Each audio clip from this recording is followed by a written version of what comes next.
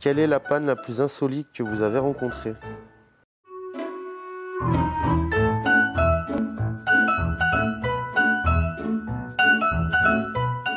C'est vrai que souvent on retrouve des trucs sur les toits des trams, arrêtés de jeter.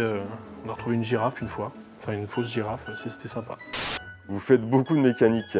Je suis pas mécanicien de base, ça nous arrive d'en faire, mais du coup on a un service mécanique qui s'en occupe, qui fait ça très bien. Oui, on en fait quand même pas mal, c'est notre métier, hein, donc oui. Moi je fais pas beaucoup de mécanique. En mécanique pure et dure, on va dire, on change des alternateurs, des démarreurs.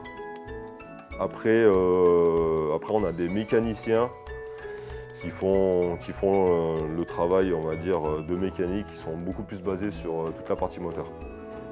Et roues et freins. Quelle a été la panne qui a eu le plus d'impact sur l'ensemble des bus et trams? Pour mon cas, la panne qui a le plus d'impact, hein, c'est tout ce qui est les boîtiers électroniques, on appelle des IOU. Donc ces boîtiers électroniques gèrent différentes choses sur le bus.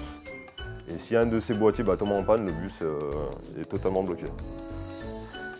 Je dirais que c'était il y a quelques années une panne sur les clims où il a fallu faire revenir tout le parc pour changer des composants. C'est quoi la réparation qui prend le plus de temps? La grosse mécanique reste quand même assez long comme boulot. Je dirais que les maintenances actuelles sur les 600 000 km prennent beaucoup de temps. C'est vraiment varié. Je sais que les élecs aussi ont pas mal de boulot avec justement tout ce qui est câblage parce qu'il y en a beaucoup et puis ça reste très minutieux. Et puis certaines pannes peuvent entraîner d'autres pannes, donc après des fois ça peut durer quelques jours. Vous êtes plutôt hybride, électrique ou diesel? C'est surtout une question de possibilité, mais si j'avais le choix, je serais plutôt électrique. C'est bizarre cette question. Plutôt pour l'hybride. Du coup, je suis plutôt diesel parce que nous, des hybrides et des électriques, pour le moment, à Cessna, j'en ai pas. Donc, il faudra poser cette question à d'autres personnes qui bossent dessus. Il y a beaucoup de femmes qui travaillent avec vous. Nous, à l'atelier, non, il n'y a pas beaucoup de femmes. Il n'y en a d'ailleurs pas.